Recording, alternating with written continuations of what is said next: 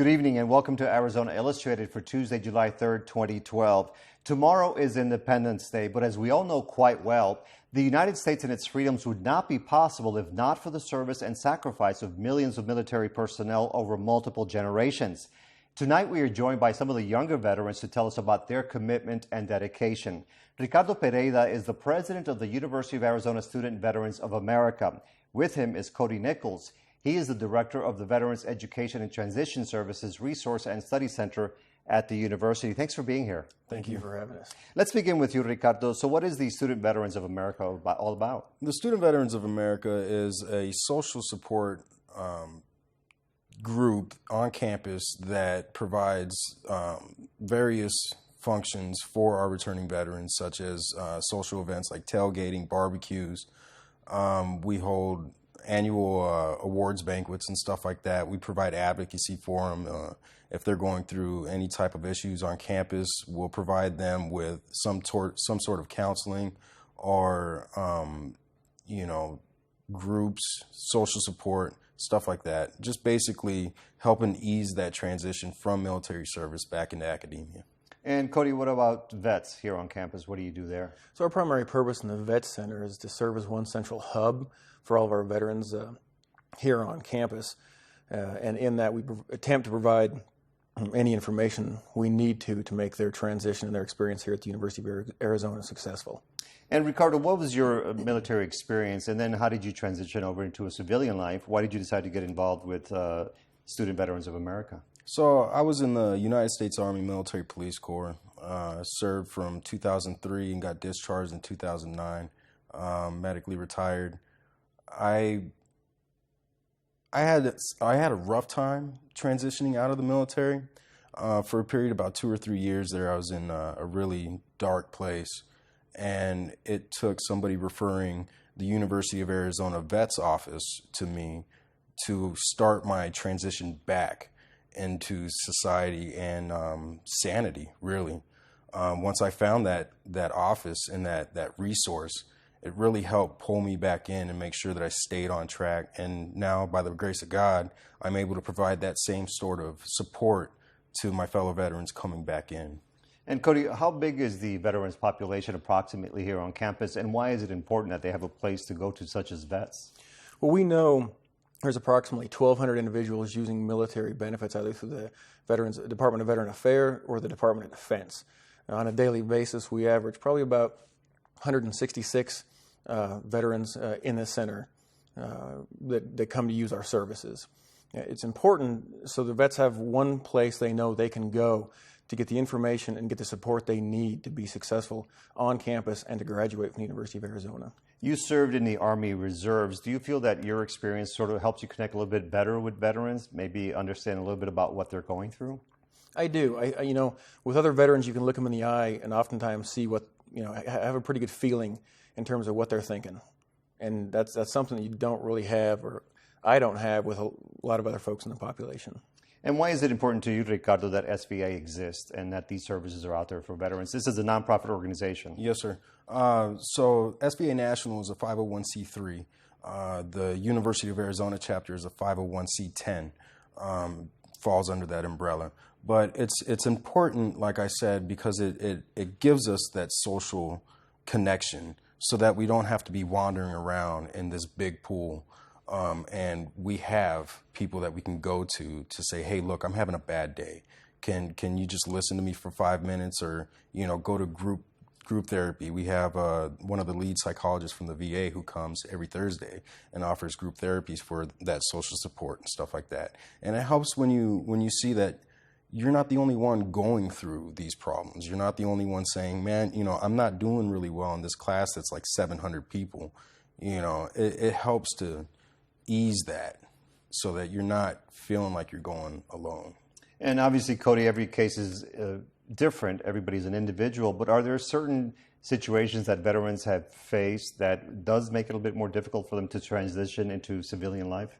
Well, I think one of the biggest issues out there is PTSD, post-traumatic stress disorder. That's one of the things we're trying to tackle head on with counselors from the VA, counselors from here at the University of Arizona. And Ricardo, some of the things that you provide at SVA are resources, support, advocacy. Yes, sir. What are some of those programs when you're dealing with different people? Well, I'd like to go back to one of the issues that face us. One of the big problems that's not being too well addressed, PTSD is out there, it's everywhere. People are talking about it, they understand it. Some of that stigma is getting put to the side a little bit, and people feel like they can come out and ask for help and get support and stuff like that. One of the biggest problems that we're seeing now is the suicide rate among veterans. It's ridiculous. What is it, like one every 80 minutes or something like that from the VA numbers? 18 veterans a day commit suicide in the United States. It's a travesty. 6,500 suicides were logged last year. That's more individuals than were killed in Iraq and Afghanistan combined since the wars have begun. So this is something a lot of people don't know about, obviously. Well, it's starting to, people have been talking about it, but not enough. It's one thing to talk about it. It's quite a different thing to implement policies to try to combat that. It's something that's really wrong with our society and our system when we're losing more people killing themselves than we are in actual combat. So I think that if we can get some type of, professional health care here to deal with veterans issues specifically, then we'd be taking a giant step forward in making sure that these young warriors who are coming back, who have put so much on the line, are getting the support that they need, not only to carry on in college, but in life. And Cody, tomorrow is the 4th of July. What would you like the civilians who have never served, what would you like them to realize when they think about veterans and the sacrifices and the commitment that they have made in the past? Well, I think it's just that. It is just that we have made that sacrifice, we have made that commitment, and we've done that for this country. And you, Ricardo, what is your message to the average person, if you will, out there in the community? We're just like you. We're Americans. We love our country.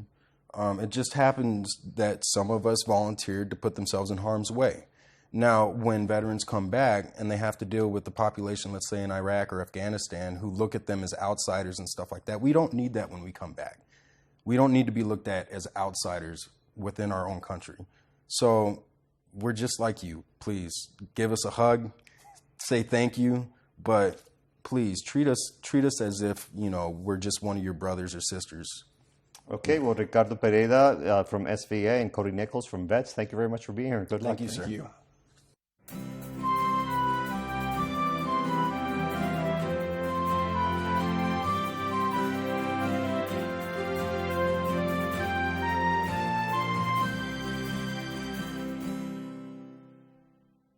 The city of Tucson's annual 4th of July fireworks display has often been the subject of controversy, from the nature of its funding to safety concerns to questions about whether it should just be completely retired.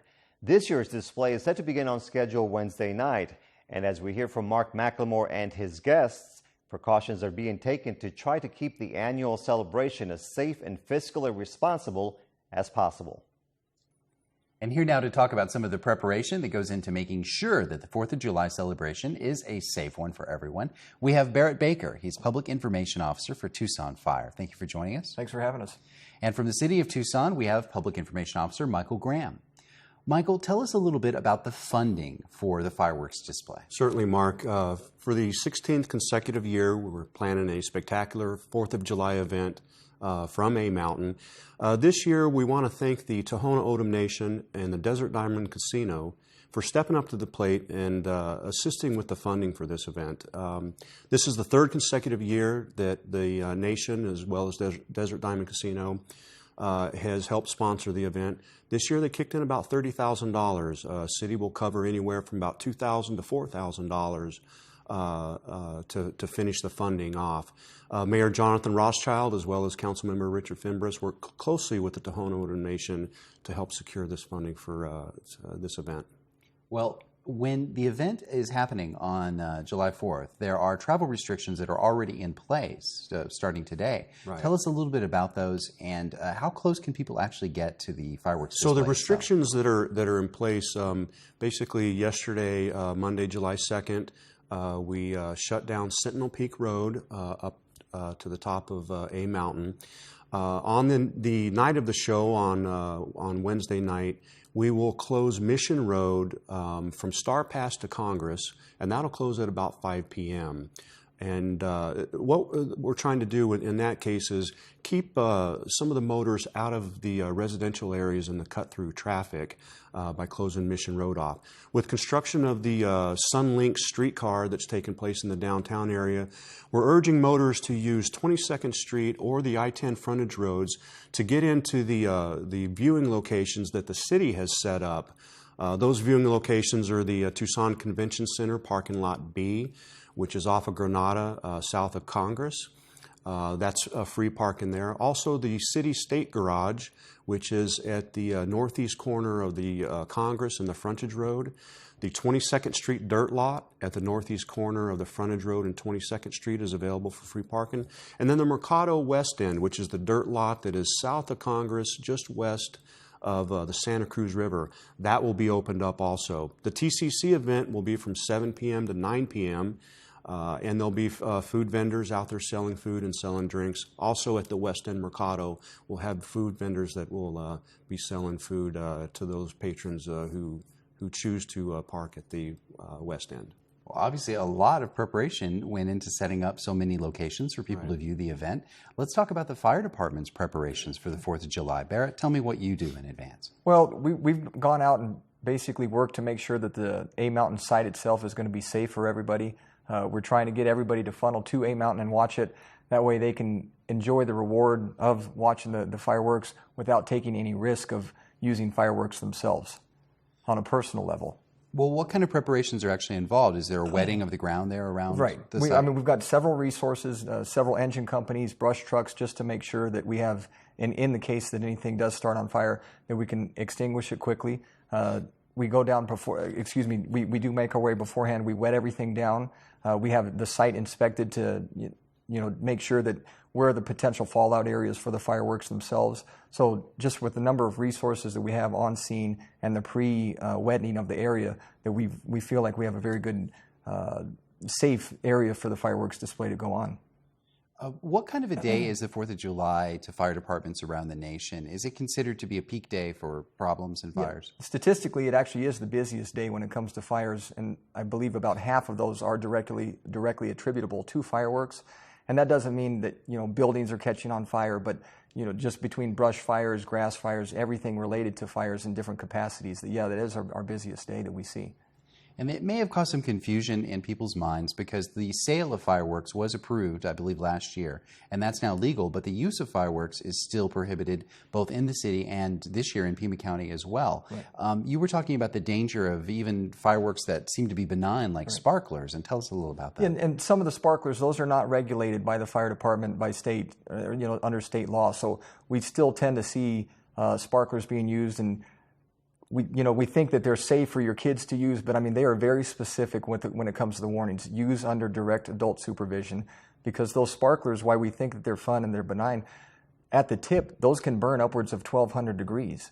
Well, a 1,200 degree burn, that's going to give you a 3rd degree burn and cause extreme pain. So it's very, very important that if you do let your children utilize something like that just make sure that they understand that it's not a toy that can inflict great danger to you. And, if we continue to teach things and just follow the directions, and hopefully we can cut down on any injuries. Well, the monsoon this year started pretty much on time, I believe. I think we got one a day after the season started. So tell us a little bit about the forecast for Wednesday night and what's expected. Sure. Mark, what we're hearing from the Weather Service is that there's a chance of rain. And as our summer thunderstorms roll in, we all know that typically it's late afternoon, early evening. So hopefully if we do get the thunderstorms coming through on July 4th, they get through, they wet everything down, and the show will go on as planned. Well, thank you both for coming here and sharing some information about how the 4th of July is prepared for in Tucson. Thank you, Michael and Barrett. Thank you very much. Thank you. It's a story of conquest, faith, revolution. Liberty is theirs, their oppressors overthrown. It's a story spanning 2,000 years that unfolds moment by moment. Really quite dramatic. It's mind-boggling. Piece by piece. You still see bones coming through there. In a single English village. In this one place, you can tell the whole story of the nation. Michael Wood's Story of England. Tuesday at 8 on PBS 6. We've been hearing about devastating wildfires in Colorado and Arizona, and many more fires are predicted this summer. Tonight, we'll tell you about a training program that is an essential element in battling these blazes. As Christopher Conover reports, it involves aerial firefighting equipment and members from different agencies. The C-130 is a familiar sight in the skies of southern Arizona. But these planes from Colorado, California, and Wyoming are equipped with the Modular Airborne Firefighting System, or MAFS. They're a 3,000-gallon unit that can be dropped in 6 to 8 seconds. That's pretty much how we support it. When they call, they ask for us and we go. The National Guard unit spent a week in Tucson making training runs with the MAFs in the Coronado National Forest. They've got 5 drop zones. There's one in the Rincon mountain area on the east side. There are 2 in the Santa Ritas on the Nogales Ranger District, and then one on the Whetstones down by Benson. The C-130s used for MAFs have other duties, so the system must be easy to get on and get off the aircraft. It has 5 tanks on it, and it fits full length of the C-130, and it has a fill rate that we can load it in 10 minutes if we need to on the ramp. And then when we get to the base that we're going to, there are pits set up that we hook it to the system, and fill it with the 3,000 gallons of slurry, which equates to about 27,000 pounds. The Sky Crane helicopters used in recent southern Arizona fires can hold about 2,000 gallons. In case you were wondering what 3,000 gallons dumped from a MAFS unit looks like, the military gave the media a demonstration at the Tucson airport. And this is what it looks like from the back of a C-130 on a real firefighting mission. Paradise 270 radial. There's our traffic at 12 o'clock. Paradise 217 radial. Clear of the Class B. We don't actually drop, obviously right on the fire. We try to drop in front of it and stop it to, retard the fire from moving. And then, as you, I guess the best way to describe it is, you're moving at a certain speed and it kind of kicks you, and you're going faster and then you slow down. So it's kind of an e-ticket ride. Yeah. This year, some of the units are training on a new system called MAFS 2. MAFS 2 is set up so it can do incremental drops, which means if they have a coverage area that they only want possibly 1,000 gallons of slurry. It can also have different coverage levels once it hits the ground, so it is definitely more precise. Nearly 400 people took part in the MAFS training.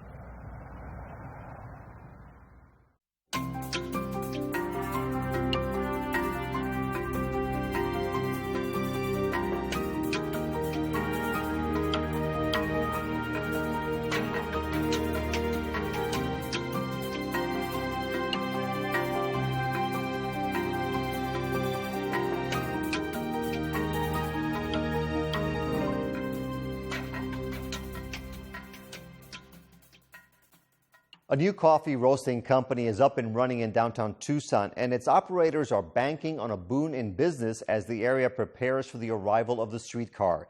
The owners of the business say there will be an increasing demand for fresh craft coffees as more people flock to this urban district. Luis Carrion has that story. This is a German roaster. It's a Probot L12. 12 is the reference to kilos, so it's about a 25-pound roaster.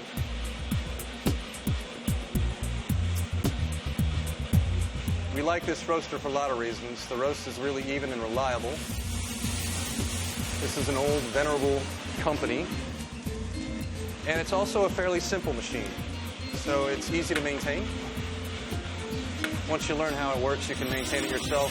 Parts are available, and so this thing is just It's built like a tank in the first place, and it'll last us a good long time. And these Probots are highly sought after. They're pretty hard to find, so we were lucky to find this one.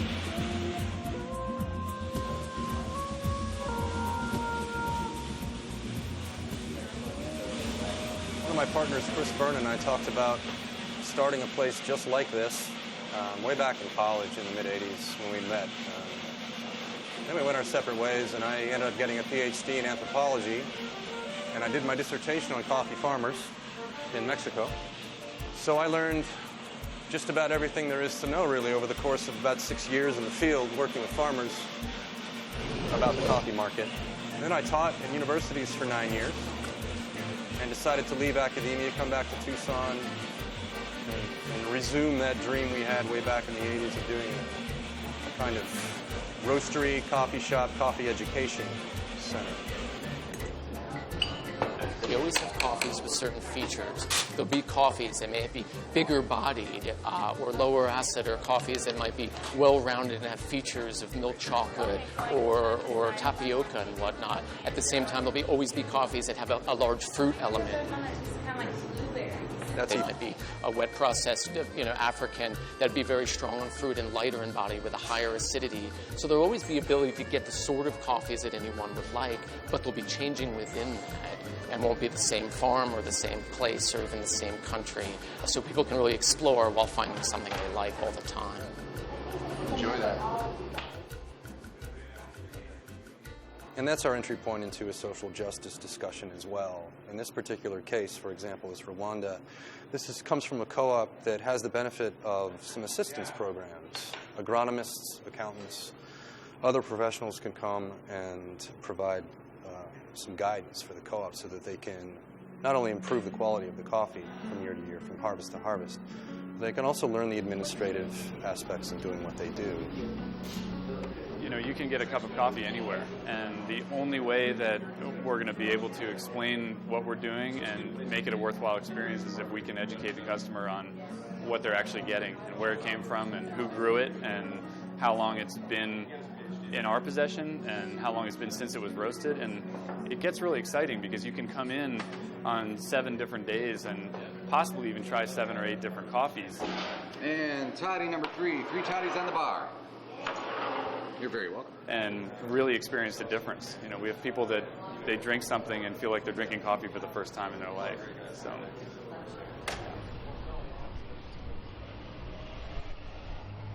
I've always been committed to downtown. It doesn't really matter to me what's happening in the periphery. It's more just about urban spaces, and that we've got a great old downtown area, and so I'm glad that there's a lot going on because I think it'll be great for the business, and we're just happy to be a part of it. I'm about ready to pull this. 15 more seconds, I would guess. At this point, we're so close, and I'm looking at the modeling on the bean. I want to make sure the modeling is gone, but just barely. All right, turn the gas off. I'm going to dump this bean.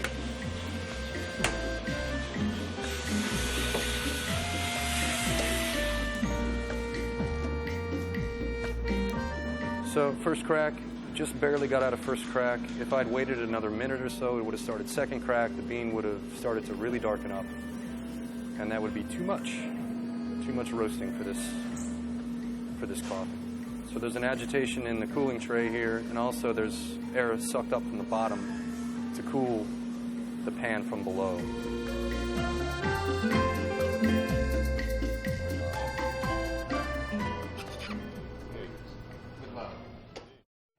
If you are looking for something cool to do this summer and learn about multiple cultures in the process, you may want to head north to Phoenix and visit the Musical Instrument Museum. The facility tunes into the sounds and instruments of dozens of countries around the world. It's tonight's video postcard.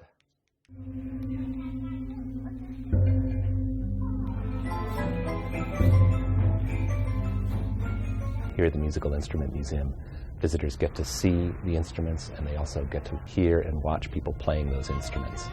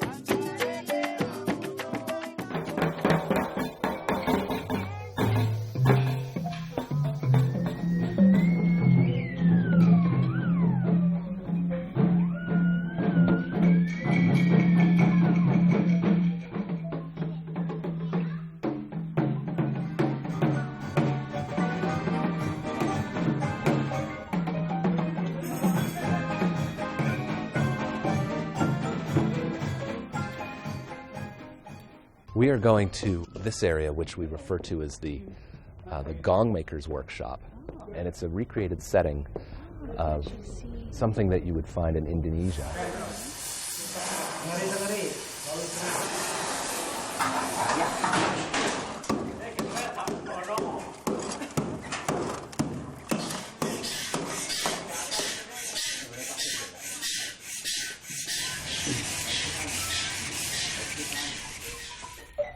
Part of what MIM believes in is that music is universal to us all. It's something that all peoples share. And you'll see this theme reiterated within the building itself, which is music is the language of the soul.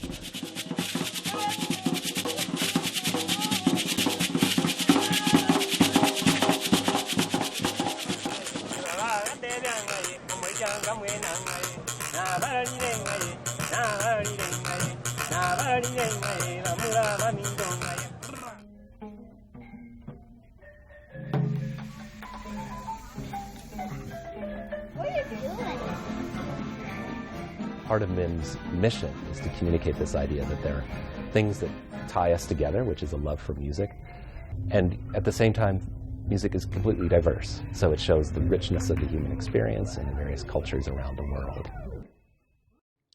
You can get more news and information on our website, azpm.org.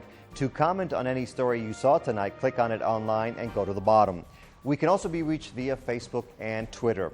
Coming up tomorrow night, Arizona Illustrated will be preempted for special 4th of July programming, which will include a look at desert national parks and fireworks displays from the nation's capital. From all of us at Arizona Public Media, we wish you a safe and happy Independence Day. We'll see you again on Thursday.